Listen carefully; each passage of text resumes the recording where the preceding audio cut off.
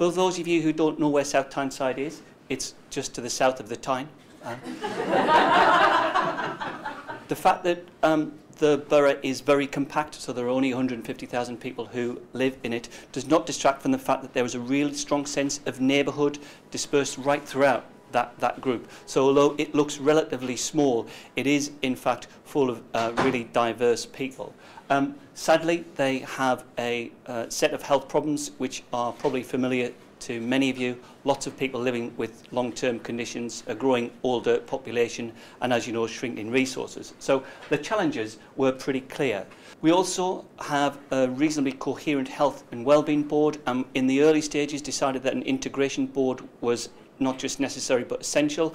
Early on we spent a lot of time talking about what integration meant for us, and the words on the screen were something which we came up with there as part of our very, very early work. Some of the things that are underpinning that vision are quite stark, and deliberately so. So for example, when we said we will impose a person-centred perspective on our work, that was deliberately chosen. That wasn't random, because we felt very strongly about that. Also, the commitment to developing staff together, not in individual organisations, was something we felt had to underpin all of this. Hence the vision to develop existing community services into integrated locality teams. The key principle for this would have been that it had to be bottom up. We could not impose this top down. So this is the kind of a visual representation of how we wanted some of those teams to look and feel. So like that pit stop garage mechanics, all mobilising around the needs of that individual driver. I have to say it probably didn't feel particularly like that when we started this journey. This slide here I think just shows something that will be familiar, I'm sure, to many of you. It's a very vast array of services that we have in place across the system that don't always work in an integrated way. So this helped us get some focus. So having defined our system-wide vision and the principles, it really was time to get down to some very nitty-gritty bits of work. And the workshops were great for bringing everybody together and helping us define where we wanted to go to.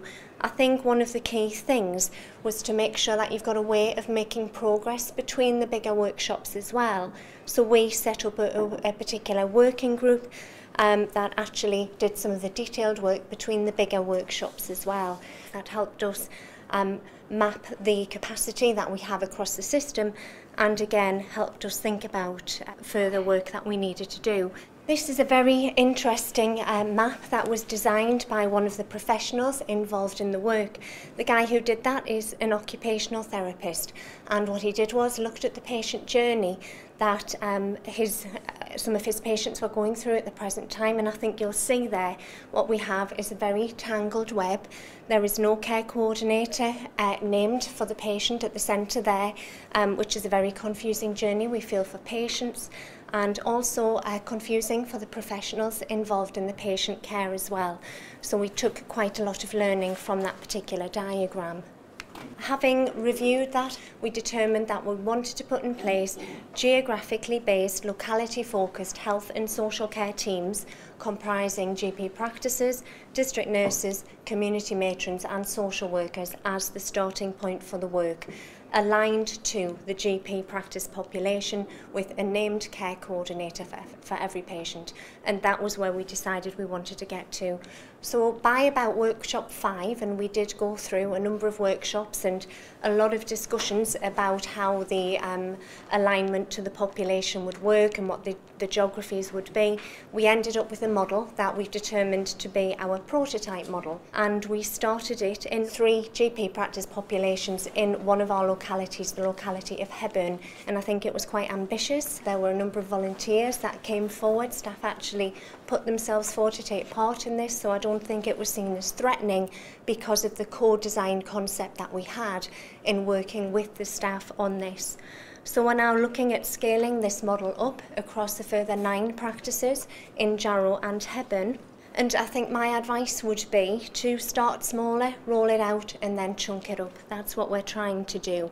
and I think everybody's committed to the action that we now have in place and the learning and moving that forward. This is a representation of the prototype model that we have agreed. So it consists of 3 locality hubs, each with a number of delivery teams, and those delivery teams aligned to GP practices. So the staff from the delivery team moved into the hub, which was a physical base that we created in the locality for the team, the health and social care team, to work from.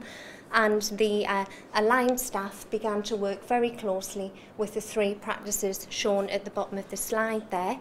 And they, as part of that approach, name the care coordinator for each of the patients and what the frequency of the MDTs would be in order to join up care, share information and really get it right and do it better for the patients. We think now this is probably more reflective of the communication pathway that is in place for patients and their carers, and I think you'll see it's far neater than the very tangled diagram that I shared with you earlier. I'm now going to hand you over to my lovely colleagues from the integrated team who are going to share with you some of their early experience. Thank you. As part of our integrated team, we decided to sit through the district nurses multidisciplinary team handover, which they have every day, obviously to try and prevent any duplication. And actually on the first day, a 72-year-old lady with complex health and social needs who was diabetic, who was actually known to myself, was actually due a visit that day by me and the district nurses. By talking and coordinating, we looked at who was best to go, and it was actually myself, seeing as I was actually going to deliver a flu jab as well. And it was decided that I would actually be the lady's named coordinator as well. So every day we discuss, we share best practice and talk about all our patients to try and prevent duplication. I'm Diane, I'm a district nurse as well as being the coordinator. I went to visit an 81-year-old gentleman who had multiple long-term conditions and social care needs.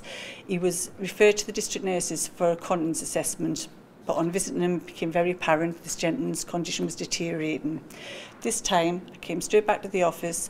We had within the same day, it was identified that he was already known in a daily handover, identified he was known to the community matron, who was then, she would be the care coordinator because she'd had lots of input with him.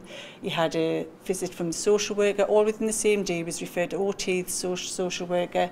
His wife was really struggling, so we managed to get the social worker referred the patient for daycare, which let the wife have a little bit of time to herself. So within one day, we had a direct referral process, joined up services, joint visits, and reduction in visits, information sharing, blurring of roles and crossing over boundaries. And it really was a one-stop shop for the patient with improved patient outcomes. In South Tyneside, there are 2,000 organisations that were within the voluntary sector. Not all of them identified and not all of them known by people who work naturally in the statutory sector and don't have time to look and find out. The social navigator has actually got a database with all this information at her fingertips and can put people in touch with the right types of things for them.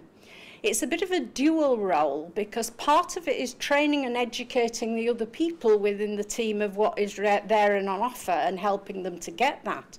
But some of it is about having actual direct contact.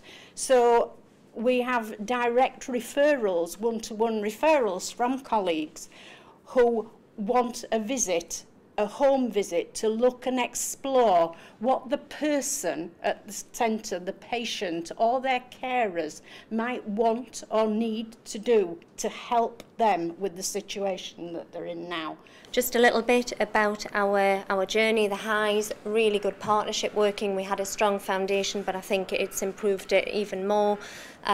It's really worked for the GP practices. This has been something that they've wanted to get to for some time, and the GP last week at a further NHSIQ event that we had to share the learning and to begin to roll this model out, we had GPs at the front who were actually selling this model to their peers, and I think that is really very positive indeed. The bottom-up approach gets people on board, and going live, don't be frightened, just go live, just try it. I think probably in terms of the challenges, there is a commitment to make, as I said before, in between. So the big workshops will really move things for you, but you absolutely need to have a core of people who are able to move things forward and do the work in between the workshops. I think probably that would be the biggest challenge that I feel that we faced anyway in all of this.